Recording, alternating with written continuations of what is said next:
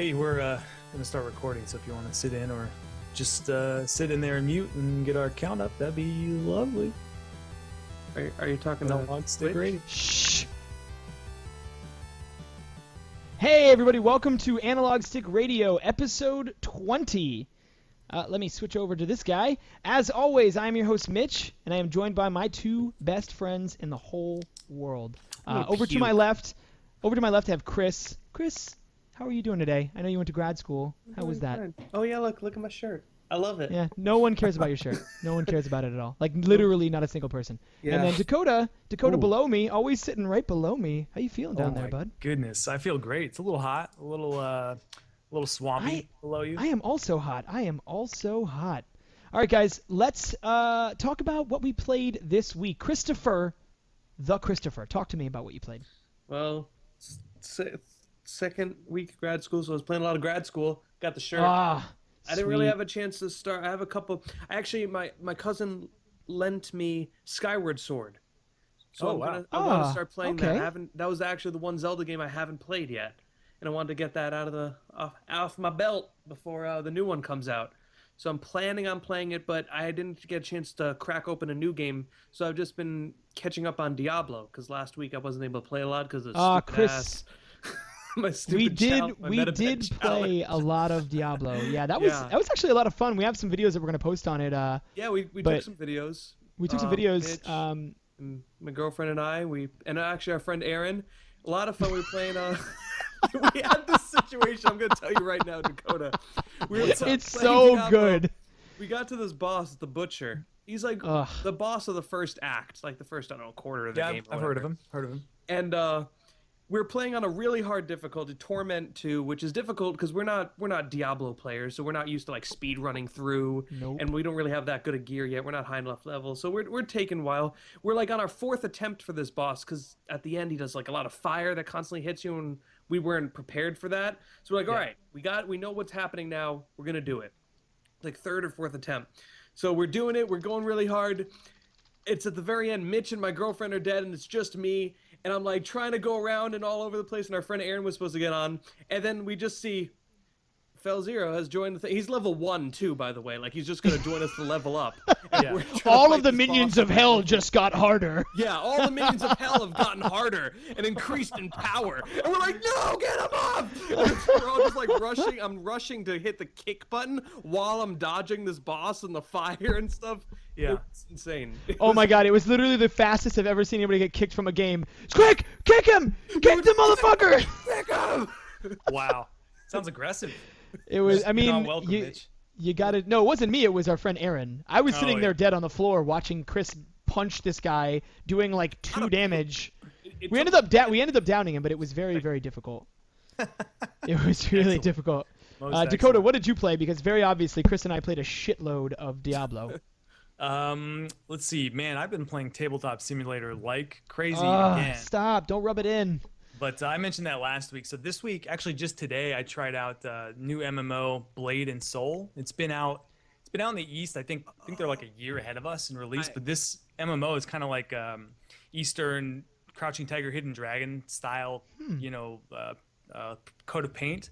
And the combat is fucking rad, man. It's like it's very fighter like. There's combos. Yeah. You have to watch for the animations of your enemy's moves. There's no cast bars that you can watch for. Gorgeous. It does look gorgeous. The character creator is hilarious. The only thing I really like, I lived in Korea for a year, and I lived over there when this was just come out. It just had come out over there. Oh wow. But like the thing is like over there, certain games are the way it's set up is very different. Like it's hard to like sign up. You have to sign up a lot of stuff more than we do here, especially for MMOs. And I just had no way to navigate that. I had not enough Korean knowledge, but I would go into the PC bong, like a LAN center, and I'd go and see, like I'd play League of Legends with some of my friends before I had internet in my apartment, and I'd see a bunch of people around. I'd watch people play it, and it looked bonkers. It's for like an fucking MMO. cool, man. It You looks do like really these cool. crazy anime style, like Dragon Ball Z style combat. You're flipping up in the air, launching yourself like 30 feet high, coming crashing down, blocking, parrying, dodging, and it's all active combat. There's no auto attack. to speak of. You don't actually like target a mob. You just aim your reticle at it and then like, left click, right click, kind of like Diablo. It's good. It's free. So, I mean, you don't have to risk free. much. Yeah, it's totally free to play. Dakota, that sounds like a game that I'll install for like 5 days and then uninstall without telling you. It would be worth your 5 days, and I would hate you again for it.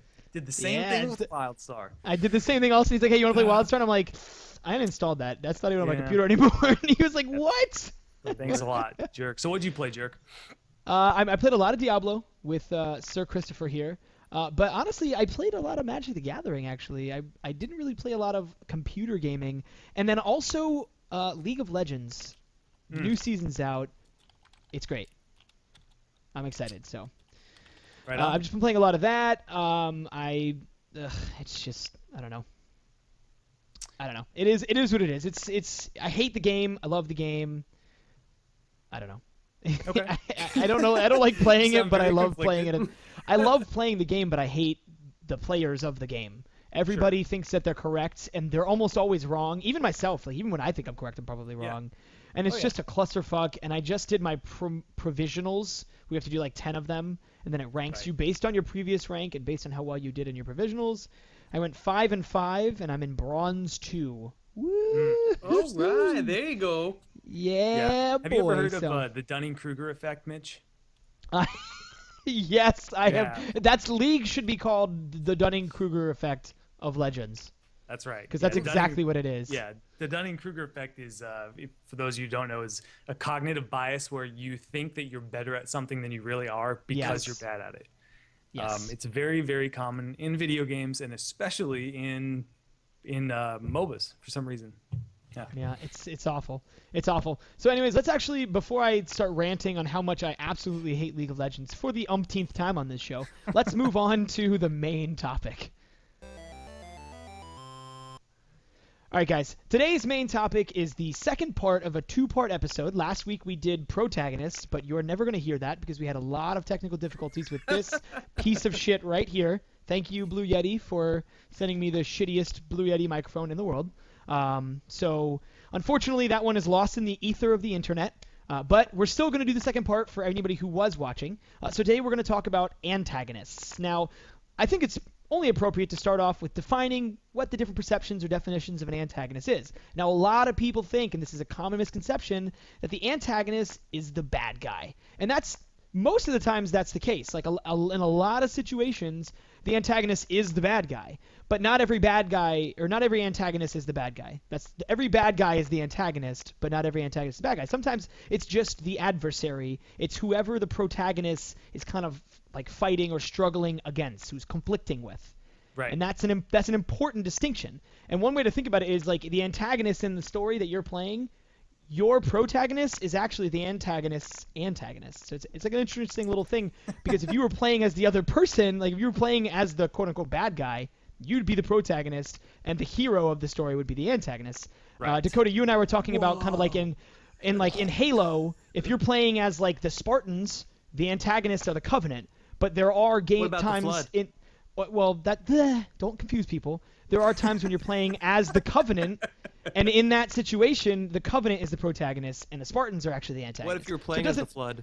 If you're, God, can they make that game like where you play as those little those tiny little things, and you just keep dying over and over again? Sometimes they take over bigger things, and then they're the bigger things. Yeah, I just want to play as a head crab. That's, I think, my ultimate goal here is make a game where you play as a head crab. I love crabs. Let's talk about what is the antagonist's importance in gaming. Let's talk about like what roles they really play. Because a lot of people think do we think it's just purely something to have something to beat, like just an end game? Dakota, thoughts on that? Well, I mean, in all media, the antagonist is always going to be there to help the protagonist grow and change. That's one of the defining aspects of a protagonist, is they usually go through some sort of metamorphosis or growth or development in a story. Oftentimes the antagonist doesn't. Oftentimes the antagonist is static.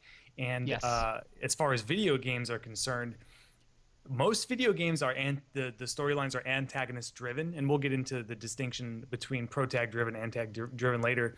But that's really important for games, because oftentimes in a video game you need to have something that compels the main character to act. Why do you have a character in a game doing anything if it's not to right the wrongs of some other character. That's not always the case, but that's definitely a very common case in video games. Think about any.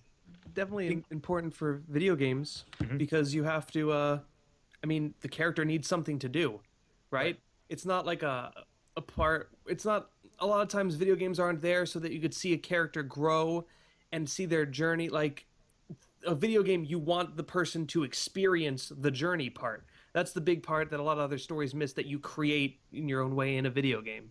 Yeah, right. I mean, and then you said, "Oh, go ahead." Case. Yeah, it's not always the case in a video game, but it's like vast majority of video games are set up like that. Whereas in other media, like books or fiction, you can get away with not having such a antagonist-driven approach to those storylines. You have a little bit more flexibility. It might be interesting if you think about like a character study movie or something. Don't necessarily need an antagonist for that. But you can't have a character study video game. That doesn't make a lot of sense. Like you don't want to just sit and watch somebody think about who they are as a person. That's not a game. That's not a good game. I don't know. That sounds like a great game. That sounds like So Chris, you said the key word there. You said the key word there, Chris, that games, and we've talked about this before, games are essentially like stories. They're a medium for telling stories. And in any story, you need a conflict. And that's kind of what the antagonist is there for in games, is to have a conflict. As you guys are all saying, if you do not have a conflict, that game is boring as shit. Link's just going to sit there and break clay pots for no reason.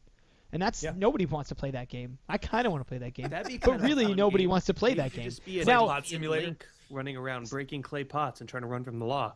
Yeah. Right. So now here's a good question, though. What makes a compelling antagonist? And I'm going to further this question with, does the antagonist need to be a bad guy?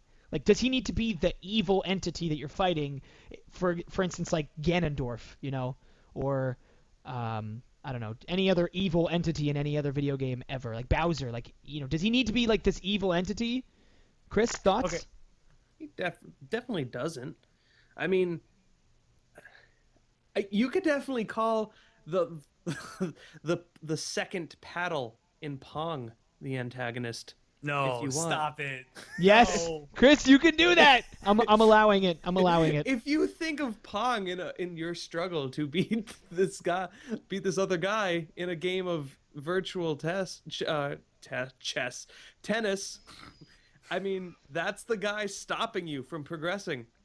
I mean, well, isn't that guy kind of evil though? Like, think about it. Evil. Didn't you ever think the second paddle was evil as fuck? He's your equal. Usually less because I beat him, but right. Wow. Dakota looks very upset about this conversation. You mentioned Ganondorf, Mitch, and as far as compelling antagonists go, I'll go out on a limb and say I don't think Ganondorf is a compelling antagonist. I don't think Bowser is a compelling antagonist. No, I don't. I think that they're like from old school gaming where you just had to have a big rubber bad guy face in order to fight. I mean, they're not nuanced characters necessarily. Yeah. Like Ganondorf is just pure evil. There's like nothing thought-provoking or interesting about him whatsoever. He's just the embodiment of evil. And that works for a game like Zelda, where it's like good and evil. It's very black and white. But I don't find that compelling, personally. No, I'm right there with you. I think Bowser was very one-dimensional. I steal princesses. That's it. Yeah, I have no real reason. Actually. Well, you know what I mean, though? Like, he doesn't even make sense. He's a turtle, and he's stealing princesses. Like, the whole dynamic doesn't make sense. He was literally just there to have something to beat. And for me, that's not a compelling antagonist. I want a character like, I don't know. You want a character like that's gonna Ryan. Right. That's gonna like kind of fuck with your head a little bit and keep changing the course as you go, not just kind of be in a castle every single time in the fourth level in the same spot and killed the same way. It's funny, like traditionally you have the antagonist to like foil the protag and help show the protag change and grow, but I am really drawn to stories where the antagonist grows too. I find that way more interesting. I'm sure everybody does. You talk about that's sympathetic great, villains, right? It's so much easier to find them interesting when they have interesting things to say. They're not just like, I'm the evil bad guy. I completely agree, but I also enjoy a good mustache twirler. Do you? Like Ganondorf, like they're just there to F shit up. You know what I mean? Like they're just there to ruin everybody's day and they're a good reason for you to just get out there. What? That's just such a Chris response. I'm happy about it. Don't keep going. You were doing a good job. I just really like it when there's a big mean bad guy and you just know, all right, this is the guy I have to beat up. Sometimes that's what I want in a video game. I want to just beat up the bad guy. I really enjoy a story where, it's like a mind fuck where you're going through and you're like, wait, is this guy actually trying to help me? Or then like maybe they betray you, or maybe there's some evil guy who has like a really twisted version of like a world that he wants to create, and you could kind of sympathize for where he's coming from, but at the same time he's messed up. Like, I love that stuff, but also I like a good Bowser. Okay, and so fair enough. We know how you feel about mustache twirlers. What about mustache rides, Chris? What are your thoughts? Mustache rides. Yeah, all about them. All about them. I know what you mean. Sometimes it's good just to kind of sit back, relax, and be the hero. You don't want to have to think about it too much. Obviously, that's a very kind of primitive like need, or like some sort of primitive human need to want to do right, which is why these very classic good versus evil storylines work so well. It's so easy to just go, I'm just the fucking good guy, and it's as simple as that.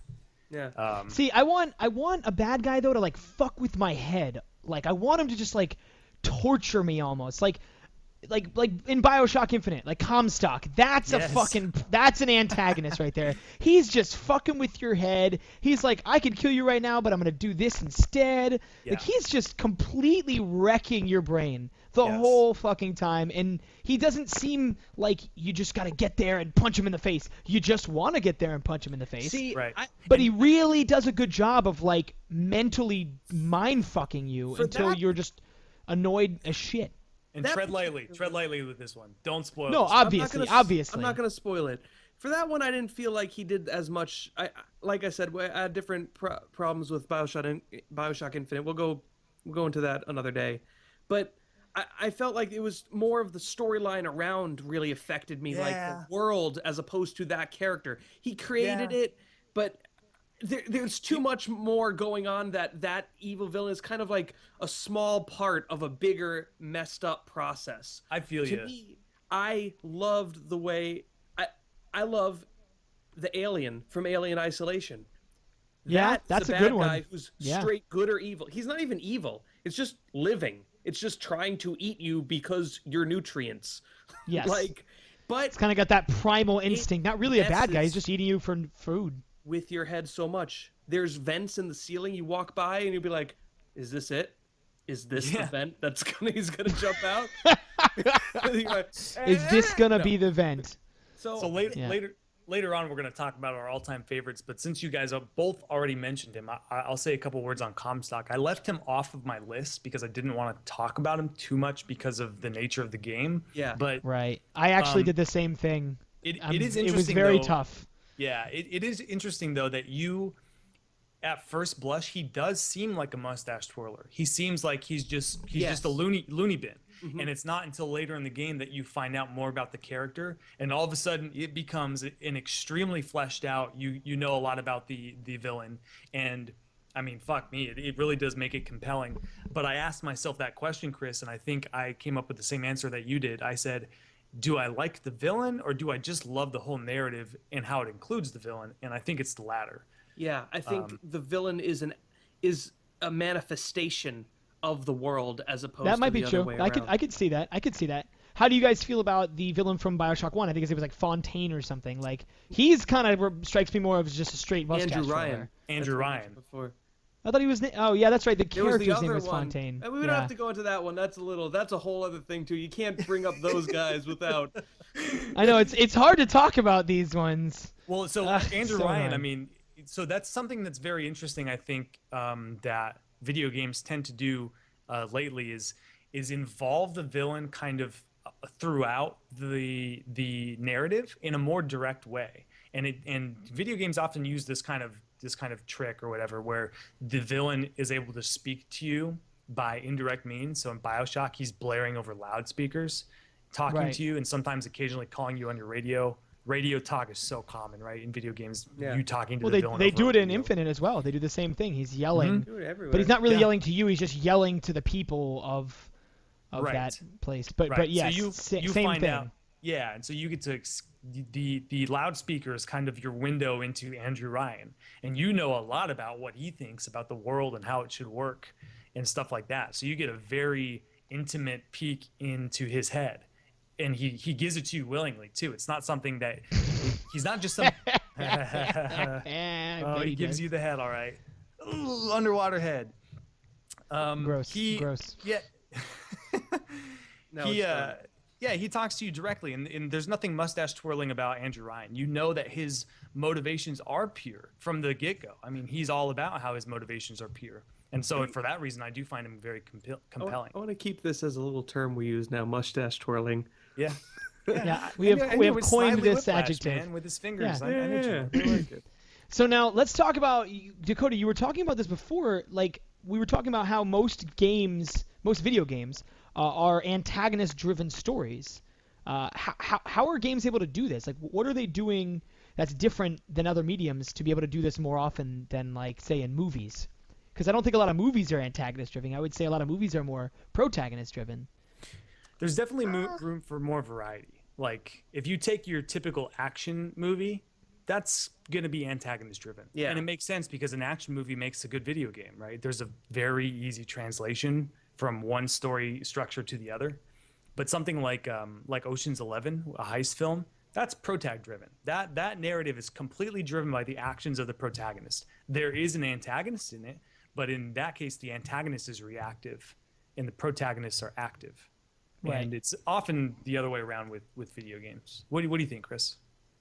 Yeah, definitely. It's going to be antagonist driven because you want the player to have something to do, right? Like, Sure. I mean, well, you know what? You know who I like is a good example. Pokemon. That's Yeah. a game that starts Yeah. off protagonist driven, right? Totally. You just want to go out there and be the very best, Right. like no one ever was. That's Yeah. right. And then you find I thought you were going to keep going. I wanted to keep going, but I was like, I know you oh guys god, wanted we could go forever with this I was one. waiting till we would have gone through the whole thing. Yeah. So for me, Bam, bam, bam, bam, like you have bam. Team Rocket that shows up, right? And you have Giovanni, but to be fair, that's kind of, it's more of like a diversion, right? Like that's never really the main point of playing Pokemon. True. Like you don't start going, oh, I bet there's some dastardly guys trying to steal Pokemans. You're like, no, I want to be the very best. Yeah, like no one ever was. Something else that video games do differently than most medium is when the protagonist in a game is mute or silent. We talked about this last week, but nobody heard it. They're often the blank slate. They don't say anything. Like Link doesn't have dialogue. Mario doesn't often have dialogue other than like it's a me. Or like yeah, wahoo. And he Yeah, also yeah, does wahoo. all of those things. Yeah. But oftentimes the protagonists are blank, which leaves all the NPCs, makes them kind of carry the brunt of the large character work. And so when you have a blank slate of a protag, your antagonist kind of has to do overtime in order to kind of sell the world and sell, the emotions of the game. You think about I don't want to mention some of my favorite examples because we'll talk about them in our favorite antagonists, but suffice it to say there's a lot of cases where the protagonist does a lot of talking, and that's because the antagonist does a lot of talking because the protagonist says nothing. Yeah. And that's not going to happen in a movie. Right, and I mean that's something that we touched upon last week is that you have these silent protagonists so that kind of like the game can be played by a person. You know? And so while you're playing it and trying to make decisions, the game has to do some other shit, and the only way they can do it is through the people you're not playing, which are the antagonists or the NPCs. So that makes sense. So how do these video game antagonists like differ from movie antagonists then? Like if we're talking about the differences between them, I would go ahead and say that they're like, it seems like for me at least, video game antagonists seem a bit more showy, like flashy, right? And I think that's because they can do more with them. Yep. You can do a lot of things that you couldn't really do in movies. I think that's a perception thing. Really? Well, that is my perception. Yes. Yeah, that's what I'm saying. Like, I don't think, I I really don't think there's anything a video game protagonist can or antagonist can do that a movie one can't do. Like it's a story. I mean, maybe it's a little more expensive to do it in a movie, but Yeah. anything that there's a certain kind of drive. I feel like in a different way, lesser antagonists can be a more of a driving force in video games as opposed to movies. Like a movie about Bowser and Mario, that isn't compelling. Like, kind It of. could be. It could be if it was done Yeah, right. It could be as if it's done right, but as it stands Wait a minute. right now, Were you just trying to say that movie was not good, Dakota? Because we're gonna have some words. Mitch, we come on. talked about this on our movie thing. You guys were against the idea of a Mario movie. This is And I was this the is one one of for the it. worst movies in all history, video game or otherwise. Oh, real quick, Oh. getting out of here. Somebody mentioned my nice voice. Thank you Oh. guys from the Analog Stick team. I got a shiny new microphone. Oh, I'm not yeah. on my rock. Oh yeah, band rest microphone in this peace the Yes, rest in peace RIP. the Rock Band mic. No longer.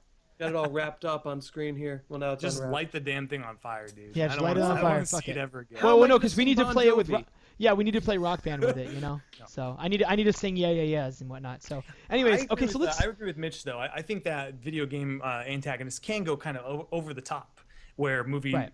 antagonists couldn't. Video game antagonists, I think, have more in common with like anime antagonists than they would Right. like normal Yes. movie antagonists. They're Yes, I cartoon agree. characters, so it makes sense. They're just like they're beyond lifelike. Think about Right. Kefka or something from Final Fantasy.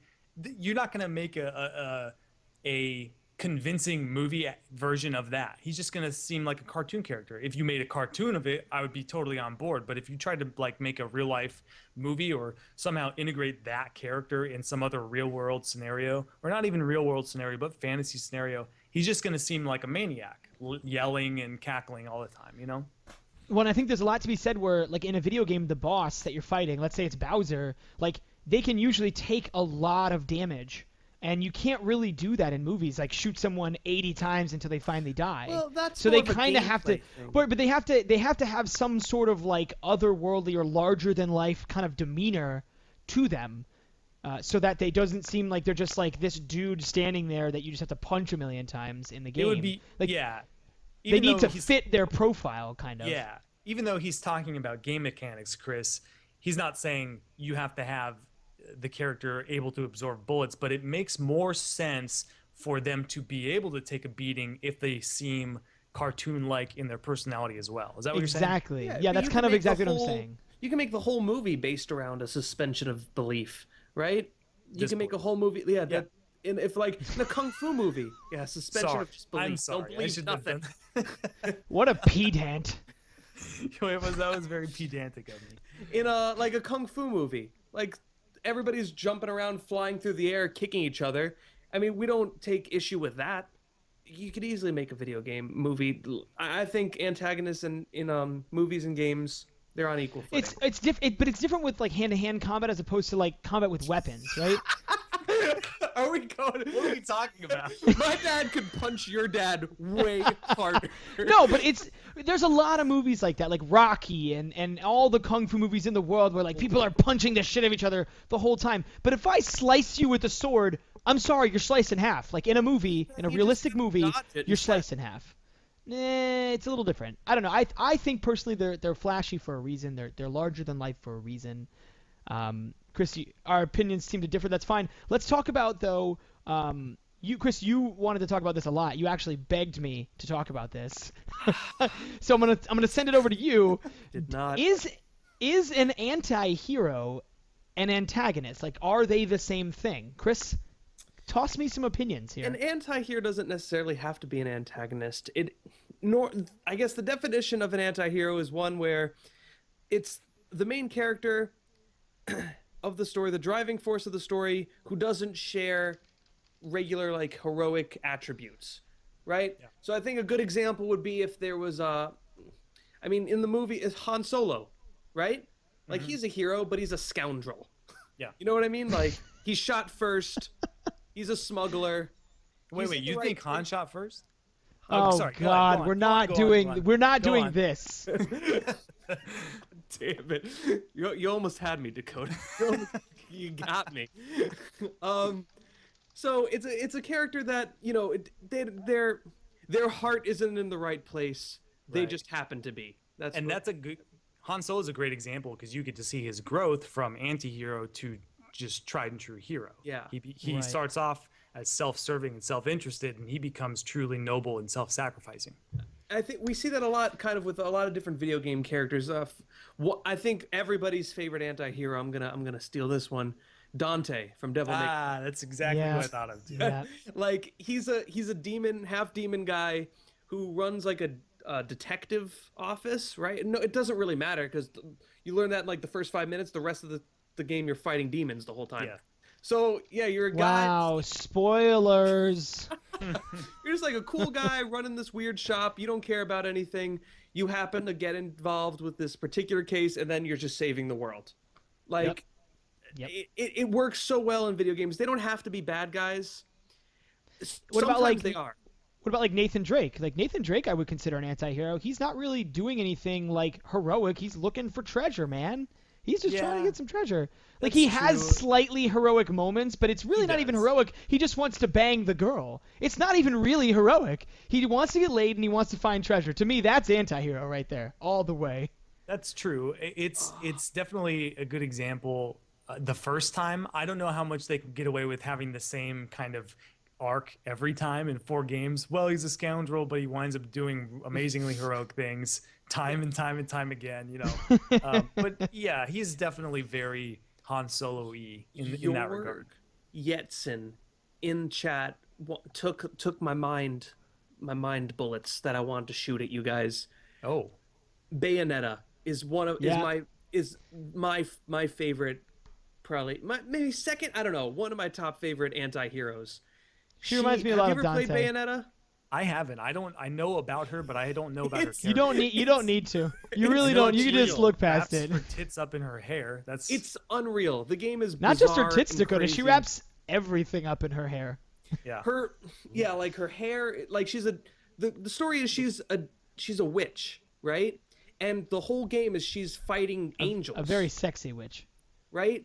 But angels in this game are kind of like being corrupted by something. She just doesn't care about anybody and just shoots everybody and kind of like runs with like the slimy people on Earth. And the whole game is just her being very crude and voluptuous for no other reason than to be it, and saves the world while being Thanks, it. Japan. Thanks again, Oh Japan. my god, that fucking lollipop scene, Chris. Oh, I can't. That's like, whenever I think Bayonetta, that's the only thing I think of. It's in a cutscene. She's just like shooting these guns all over the place, and for some reason, she just pulls out a lollipop, and like everything stops in the cinematic. She goes, and it just like Yeah. sucks this lollipop really seductively and goes back to shooting. Like it's such a It's- terrible. Can you do that every episode, Chris, please? I would like. Oh, I'm already recording this, so we've got the sound clip ready to Oh, go. we're recording. Oh my. Yeah. We were Yeah. Uh, So I'll just people go are ahead and conceited. I'll just copy that, and that'll be like I'll have a soundboard here. So mean- anytime Chris is doing something stupid, just So here's something unique to video games that movies often don't do. What about games that have multiple factions, like Right. most MMOs or StarCraft?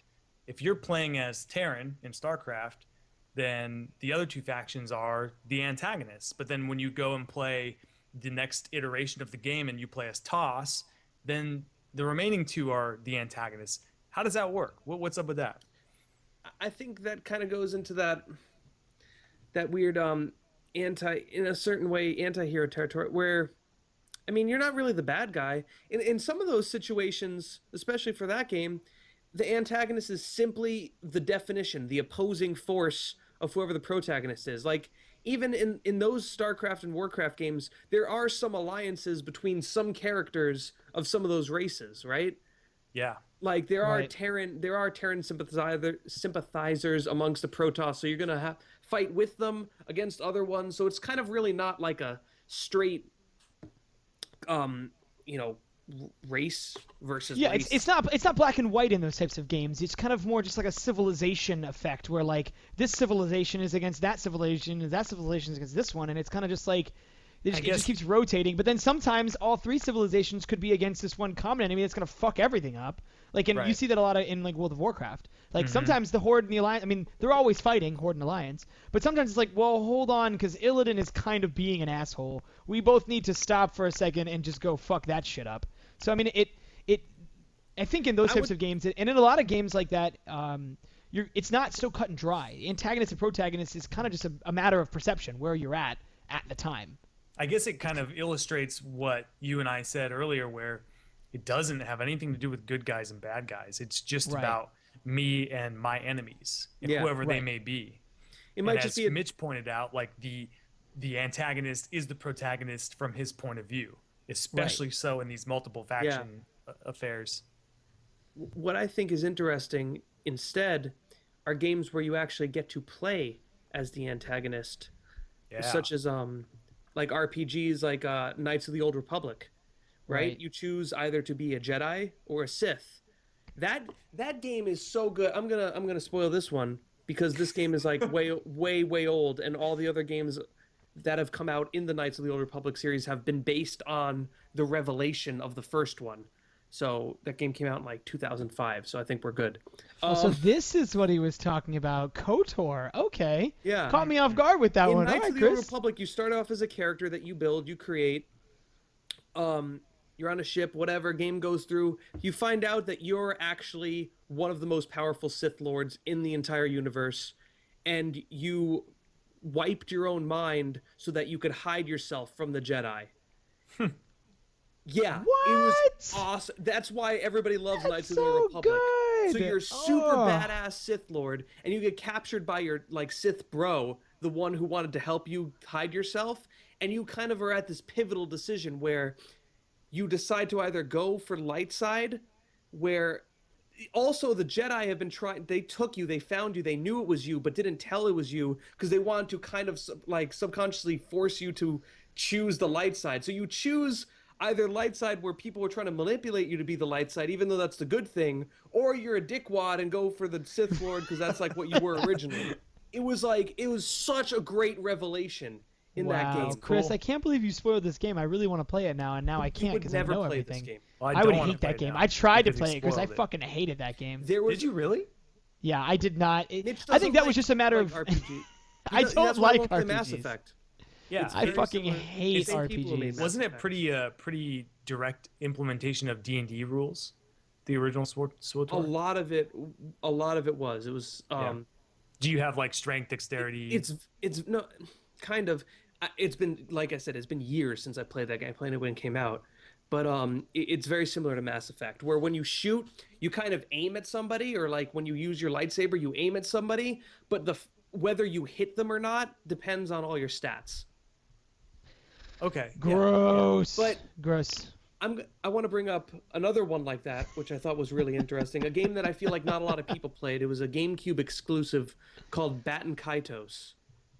It was Batten Kaitos. Okay. God, Mr. Nintendo over here just fucking spewing knowledge. It was a card RPG like fight game where you went around as a guy, and it was like a regular RPG where you use magic at people, but in this world, like, magic was broken up by these gods or whatever and kind of put on this special spell paper. So they're more like spells as opposed to cards. I don't know. I don't remember. I played this game a long time ago too. But this game, you don't play as the main character. We all know Navi from Ocarina of Time, kind of like a fairy, guardian angel type deal. In this game, there's a fairy thing that you hover over the main character. You pick the main character, and you kind of play as this fairy, kind of being the moral guide for the main character. And as he gathers his party and going through, right? So it's kind of like the main character, you're always attached to them, but sometimes he'll turn back to talk to you, like the player as being that character who's controlling the other one. That's really interesting. What's really cool about that game is about halfway through, your main character, the one you've been the guardian angel for, you find out he's been betraying the party the whole time, and it was actually the bad guy. How old is this game? Chris, this game... You should just tell us about these cool games so we can play them, and then... These games you're not going to play, man. That's GameCube. It was like 14 years ago. Chris, I could play it. Don't tell me what I couldn't You would never play. play it. Okay, would never play it. I wanna ask you guys a serious question now because we've been talking about antagonists for a while, especially with the multiple faction one. That's kind of where this question comes from. Do we think that you even need an antagonist? Chris, you're plucking your beard a little bit. Are those knowledge plucks? I was thinking, I mean, is like we talked about with the Pong example that Dakota loved. Does a game not have an antagonist? Let's go one step further down this rabbit hole. Will a game not have an antagonist? There's always a force, because a game is different than a movie in that you are controlling the character at all times. So you always develop an antagonist, a force that is impeding you, right? Mm-hmm. So I feel like every game, from Pong to where the other Pong paddle is the thing stopping you, to SimCity, where the threat of Godzilla monsters and like weather phenomena are stopping you. I think the only games that you could say have no antagonist whatsoever, which is different than games that don't have a prominent antagonist. That's different. Nintendogs. That's the one. That's or like Barbie Makeover. Oh, okay. I wasn't going to say that, but I guess there's more than I gave credit for. I was going to say walking simulators, or these kind of story-driven games that you don't do much in. And is there an antagonist in Roller Coaster Tycoon? No. Maybe. Did I sound sure of myself? You want to come to the park. So your antagonist are the customers? Yeah, the antagonists are the things you want to attract, because if they don't. Yeah, so you could say that, like, okay, so we could pull back and say, can you have a narrative without an antagonist? And I think the answer is no. I think like a story with a plot, with rise and fall and climax, has a protagonist and at least one antag. But all games don't have plot, like Roller Coaster Tycoon or like Nintendogs or something like that. And if it doesn't have a plot, it doesn't necessarily have to have an antagonist. On the other hand, walking simulators are 100% plot, but sometimes they don't have antagonists because there's nothing stopping you. All you do is walk and read about some bitch in a house or people that died. Oh yeah, Chris, what was that? What was that? Everyone went to the rapture, whatever? Yes. Does that one have an antagonist? I played Dear Esther. Yes. Yeah, does that have an antagonist? That's not really a game though, right? We decided that wasn't a game, so it doesn't count. Well, it's definitely a point of conversation. I don't call it a game. Some people don't call them games, so there's no. Okay. Yeah. Okay, well, we don't need to get into it. We don't need to get into conversation. semantics. Yeah. All right, so I want to hear this, guys. Let's talk about our top 3 antagonists. Now, I thought we were going to go like 3, 2, 1 with each of us, but I just want to hear your top 3. Chris, give me your top 3 in low. What is it? What was your cool? You go first. What was your cool thing that you used to say, Dakota? Like weakest to peakest, or weakest to peakest? No, it's worst to first. We're gonna say that from now on. Weakest to peakest. Okay. Don't forget Thirstifer too. You gotta address Chris. Oh yeah. Okay. So Chris. Yeah, Chris. Chris. Top threes. Thirst to first. All right. Thirstifer. This was tough. You guys told me I had to do this before the show, so I had to think real fast during this episode. And I think my number 3 is Handsome Jack from Borderlands 2. I'm 1 for 1 right now. Handsome Dakota. Jack, by far, I'm 1 for 1. One of the best antagonists. He's incredible. He's incredible. He's hilarious. He really plays the role of the bad guy. Like he seems like a normal dude, but he's in control of everything. He has like a psychotic streak in him, and he really just drives the story. Especially in a game like Borderlands, where it's a similar gameplay style to Diablo, where you build and create a character, and your character kind of has a backstory, but that's not really fleshed out in the game. That's not really a big deal. It's more about your actions from there on. Your story isn't ever clear cut. It's whatever you have to do to stop Handsome Jack, who is a hilarious villain. I really like Handsome Jack. He's a great, always there, constantly in your face villain. People say he's just so likable. He's so easy to. A friend of mine, I asked him earlier today who his favorite was. He said Handsome Jack, and he said that the character is likable, more likable than the protagonist. He goes, if I find myself rooting for the villain in a game where the villain is directly opposing me, that's a good villain. Yeah. Yeah, he was fun to listen to. If I had played more Borderlands 2, he would be on my list for sure. Yeah. Me too. I didn't play enough. You don't want to go round robin, Mitch? Why not? Let's go round robin. All right, so leave the first third Coda. No, just give that only to Chris. me. Okay, only Dakota, Mitch. what's your... Okay, fine, I tried it again. Dakota, what's your third favorite antagonist? I'm really conflicted, so I will say... You guys tell me if this counts. No. God. That means it doesn't. It doesn't mean it's cute or Wait, clever. is it the just pong means... paddle? That's why I'm so upset with Chris. He stole my answer 20 minutes into the episode. My third I have is the Joker from the Arkham Knight series. Now, I know the Joker is already an established villain outside of video games, but I think he's a good villain nonetheless. He's great. 3. Yeah. What's that? That's a soft 3. The soft 3. Yeah. He's so good. He's voiced by Mark Hamill of Star Wars fame, and also Troy Baker does his voice in one of the games. The character, they do that thing that I talked about where the antag constantly addresses you directly through indirect means. In this case, his face is always appearing on television scattered across the game world. And, it's almost cheating. That's why I feel it's almost cheating picking this, because the conflict between Batman and the Joker is so quintessential. It's so... Right. But it's so good, though. It's so good. The Joker is one of my favorite villains, of all time. Yeah, because it looks like light and dark on the surface, but it's not. I thought it was very much Clayface. Because Batman v Joker looks like light and dark on the surface, but the more you know about it, the more you realize it's about how they're the same more than about how they're different. Right. So that's my pick for 3. My number 3, and this one's just based on sheer how much this fucking character pissed me off. And I know anybody that grew up in the 90s can agree with me on this one. Fucking Gary Oak. That piece of shit is the worst. Oh man, I've never played this game Pokemon before. I'm 10 years old. Oh, this fire Pokemon looks really cool. Oh yeah? Well, fuck you. I'm going to pick the water one then. Go fuck yourself, you piece of shit. What the fuck, man? That guy sucks. And then you're just like, oh, cool, I'm going to go on this bridge and I'm going to go get maybe a golden nugget if I fight these 5 guys. And he's like, but no, wait.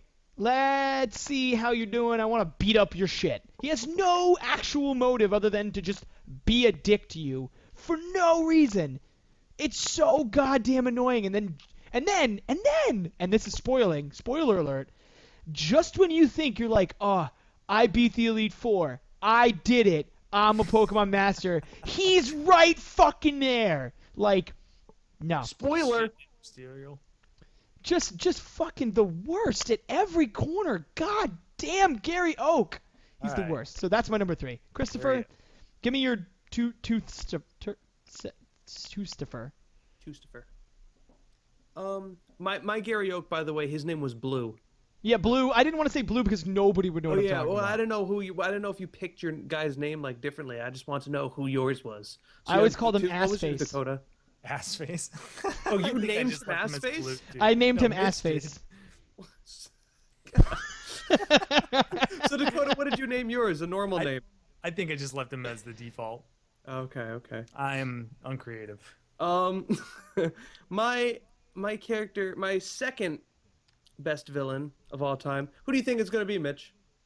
I don't want to spoil it. I already told Dakota my order for you, so. Okay. Go ahead. I'll let you know if I hit it.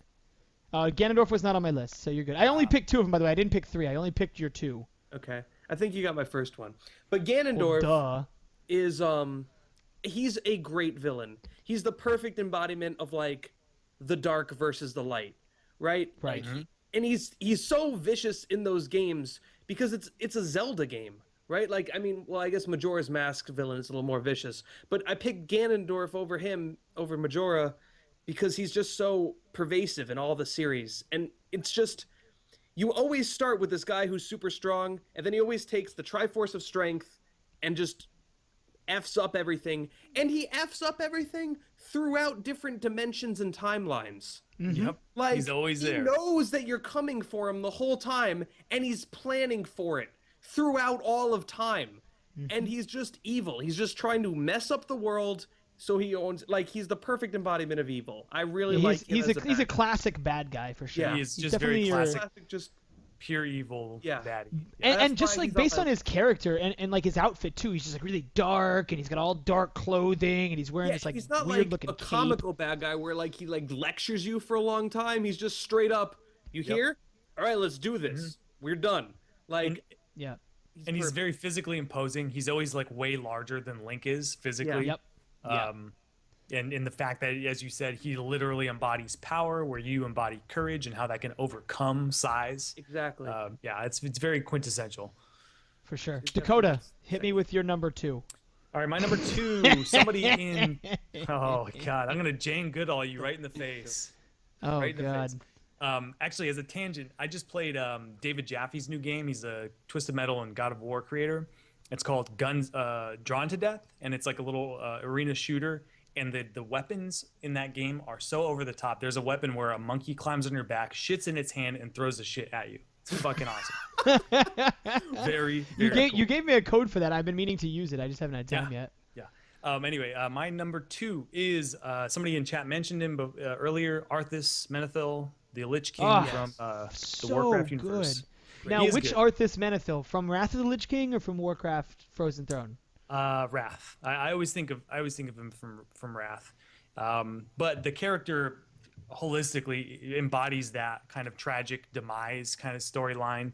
I like it because it's not just the pure evil kind of representation of an antagonist. It is the kind of antagonist that you go on the journey with them and see how they got there, and see how they were corrupted.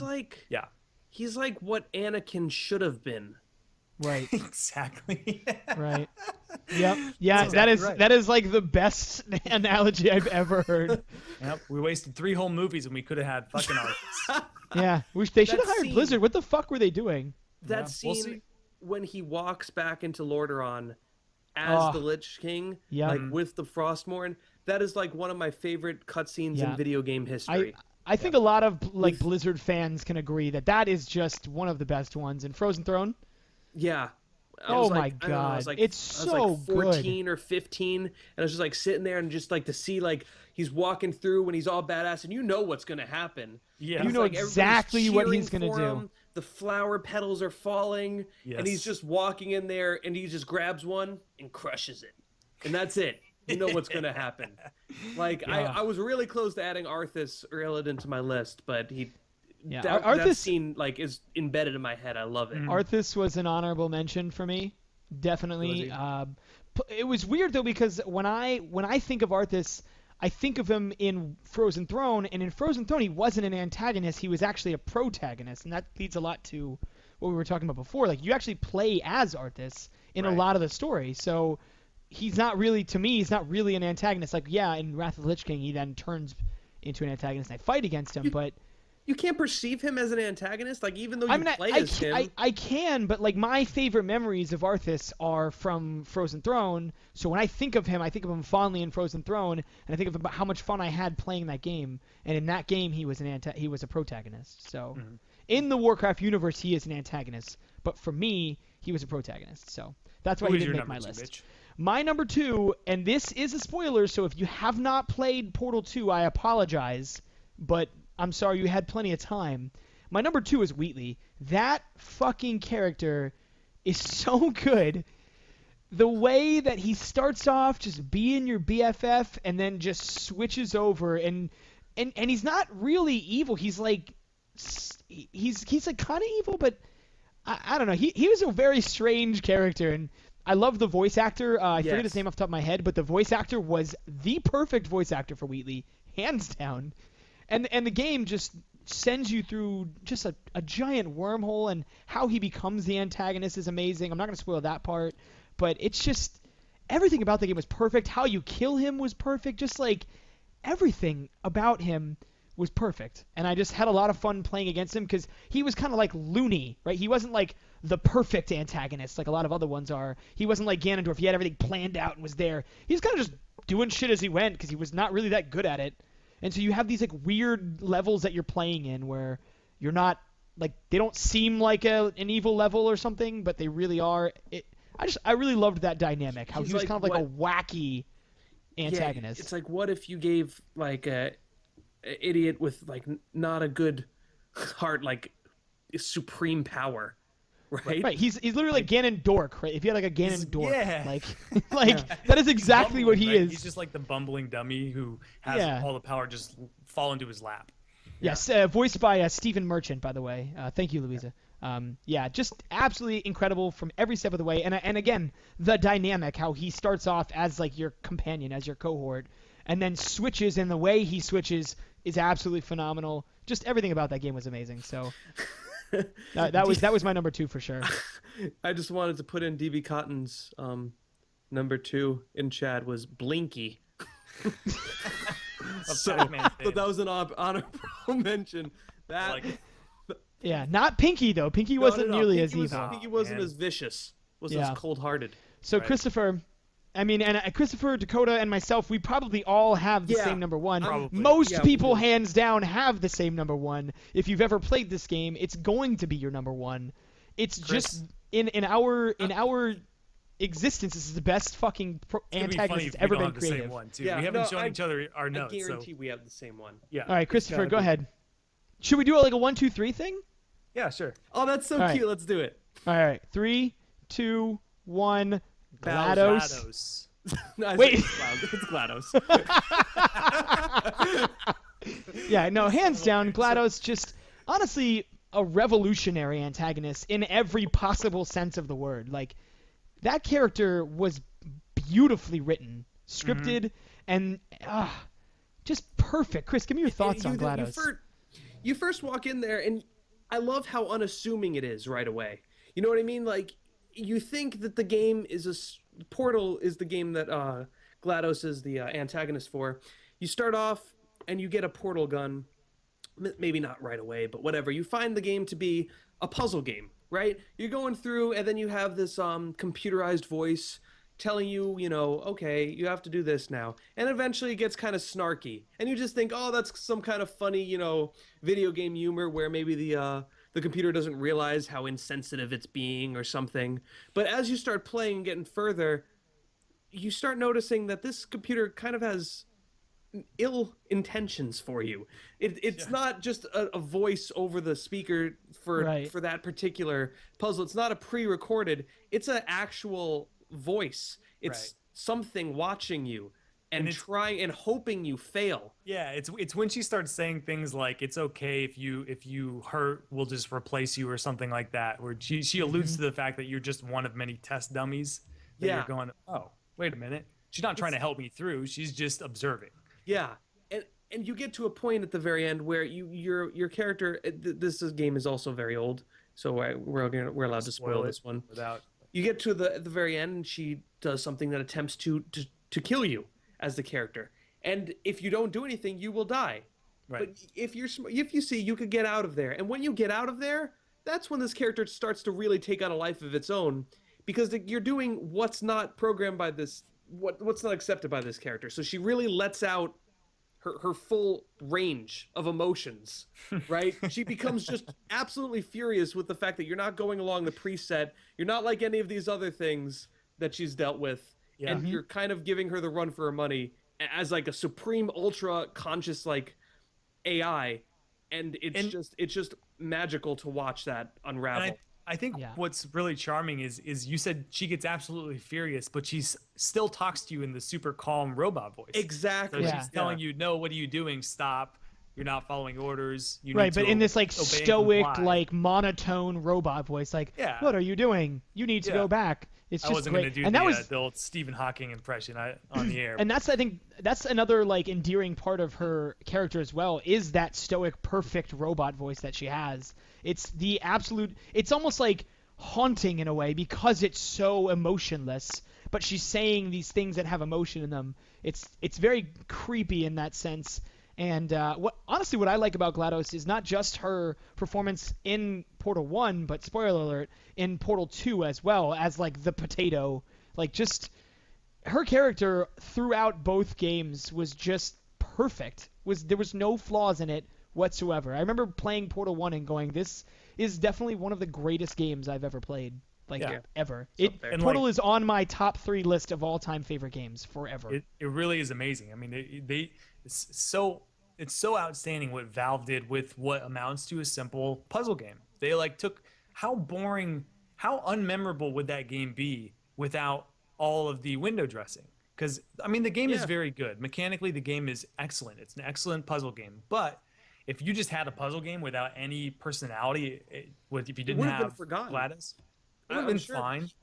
People wouldn't have it wouldn't have nearly gotten the success it did. I'm sure Mitch wouldn't like. That's not my game. I usually don't really play. No, I might play it. I like Portal game. I like puzzle games. I might have played puzzle it. games. Don't get me wrong. Like I like them, but I'm not like I haven't even played Braid.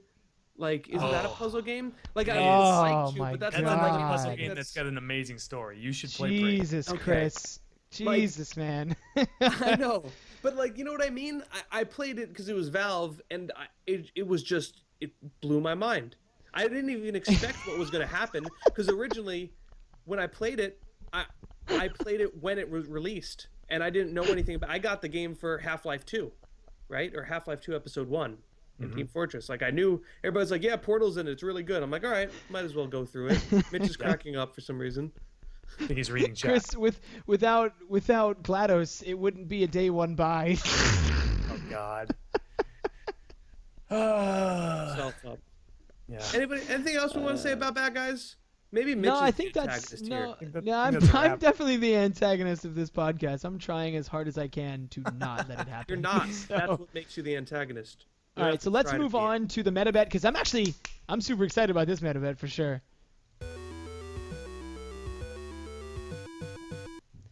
Dakota, take us away. All right, the meta bet is the game we play every week where we bet on the Metacritic score of a video game. Last week, Mitch was right on the money, so he got to assign both Chris and I a video game challenge. Mitch, you want to remind us what happened? So I hit it right on the money, decided I wanted to see some fancy aerials in Rocket League. So I told these gentlemen that they had to do an aerial. I did like an homage to a previous meta bet that we had where we had to only score goals backwards. So I said that they had to do one in the air, just one, and I wanted to see it. And if they couldn't, they had to buy me a pack of Hearthstone. So Dakota, were you able to accomplish this?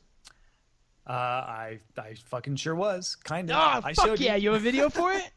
Yeah, I did make a small clip. I went up for the aerial. I tried many times. It took me about 25 minutes of just jets up, asses up, total whiffs. I mean, many tries. Finally, I went jets out, ass up, and I just missed the ball. Just missed the ball with the ass end. And then as I was falling to the ground, one of my teammates came and bumped the ball into the net, and it bounced off of my ass as I was falling. So awesome. Count it. Count that shit. Able to butt it in. Chris, what about you? I don't have a video evidence, but I hated this challenge. Because I was like, oh God, this is the worst. And I kept trying, and I tried like one night and I didn't get it done. And I tried another night and I didn't get it done. And then I was going to try, I tried last night. I'm like, this is it. I got to buy him a pack of cards. It's going to be game over. And then so I got on it like my first game.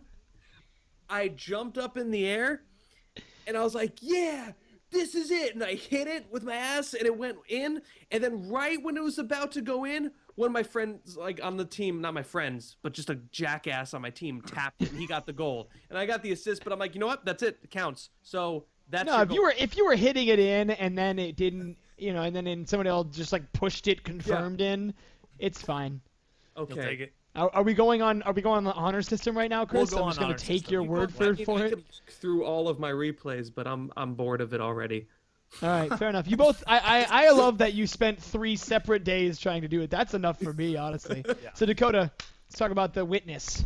All right. So last week we bet on The Witness by Jonathan Blow. Speaking of Braid, it's the creator of Braid. It's his new game. It's it's not a 2D game this time. He went full 3D. He's been working on it for many years. It's another puzzle game, and it's even more puzzly than Braid was. Braid had platformer elements. This is strictly puzzle based. I've been trying to avoid reading anything about this because I loved Braid so much that I don't want to spoil this game. I don't know if it has like some cheeky something more going on. And so I just need to go play to find out for myself. But in any event, we bet. I'll go from top to bottom. I had a score of 84. Chris is in the money with 80. And Mitch right below him with 79. I hope I hit 79, Chris. I hope I hit it so bad. No. Today, The Witness by Jonathan Blow, based on 29 Metacritic reviews, has a Metacritic score of 89. Way up there. Oh, God. Making me the winner. I forgot Jonathan Blow did Braid. I would have voted higher. No. Yeah, it's highly anticipated, and now it's highly reviewed. So Braid is so good. I would not have. God. Yeah, All right, Dakotes Magoats. What are you I will be playing a lot of Hearthstone.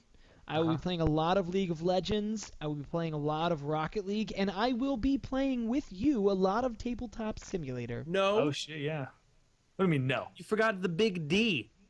Diablo. Oh, I'm also playing a lot of Diablo with Chris and Louisa as well. And Aaron when we don't kick him out of the game. Yeah, Sure. Aaron, we won't kick you out this time. So Can my meta bet be to kick Aaron out of the game every time? I like it. Well, a couple of weeks ago, we assigned Chris a Diablo challenge or punishment, really. Chris, do you want to give Mitch something? I'll pass the punishment reins to you if you can think of something good for Mitch and Diablo. Chris, think about this. I'm your DPS. Yeah, I'm not gonna hurt him. I'm gonna challenge him. Oh God. So, are you gonna get the expansion? Because we can't play much longer if you don't get the expansion. Oh, you don't have the expansion, Mitch? I don't have the expansion. He's like 3 levels from 60, and then he doesn't level up anymore. Meow says I have to press Z and play like that the whole time. Z zooms you in. Zooms way. I really like. He's playing as the wizard, so he's not gonna see anything. Okay, this is great. We're gonna play zoomed in wizard. You know, I like that. The blind wizard achievement, but I kind of like zoomed in wizard. The blind wizard. That's right. Oh God, I'm the wizard. Use your spectral blades. That's the melee one you didn't get to use before. Yeah, because I'm the wizard wearing cloth. Yeah, I'm gonna put on plate. That's what's gonna happen. This is good. I like it. All right, zoomed in wizard. That's gonna be right, Mitch's challenge this week in Diablo. Let's talk about this new game. Yeah, this week we're gonna be betting on a new game. We will be betting on Gravity Rush Remastered for the PlayStation 4. Oh yeah. If you guys don't know, Gravity Rush was originally a Vita game. Came out several years ago. I think it may have been one of the launch titles. Don't quote me on that. It was well reviewed on the Vita. However, it wasn't very well played because not too many people have them. So we're getting a sequel to Gravity Rush this year for PlayStation 4. So in anticipation of that, we get a remastered first episode. God. So, I've got my number written down. It's a Vita game though, so like. It's a Vita game remastered for PS4. Okay, got it. Got my number. We're betting Chris? on the PS4 version. Not the Vita version. Not the Vita version. It looks really cool. All right, I think I'm ready. Mitch, you ready? Yeah. All right, on the count of 3, hit them in chat. 1, 2, 3. All right. Yeah! Yeah! You just said that, or you go low. Oh. All right, for our listeners, starting from up top, I've bet 83. Mitch is right in the middle with 81, meaning he can't lose. And the Chris money is position. way Don't down call it the low middle. with That's 74. Gross. No. Those are our numbers. I'm going to make you play something stupid. I'm going to make you play something stupid. I'm excited. All right, guys. As always, Analog Stick Radio is brought to you by BitCultures. BitCultures is a site that features video game reviews, opinion pieces, and digital media, including this very show. So if that sounds like something you'd be interested in, check them out, www.bitcultures.com. If you want to reach us Analog Stick Rad guys, you can email us at analogstickradio@gmail.com or tweet us at ASR Podcast. I know these are very difficult to remember, but do your best. Analog Stick Radio records every Tuesday night right here on twitch.tv/AnalogStickRadio at 8 p.m. Eastern, 8 p.m. Pacific, 11 p.m. Eastern. And it's published on iTunes and all the other podcast trackers like Podbean and whatnot on the following Thursday around like noon. Guys, any parting words? No. Fuck off. That's me being the antagonist. Damn. Have a great night. I hope you have a wonderful life. Wow, Chris being the protagonist, super hard right now. Chris is super hard right now. All right, guys. Well, once again, I'm Mitch. For myself, Chris, and Dakota, this has been Analog Stick Radio episode 20. Thanks for tuning in, and until next time, we'll see you when we see you. See you. Bye-bye.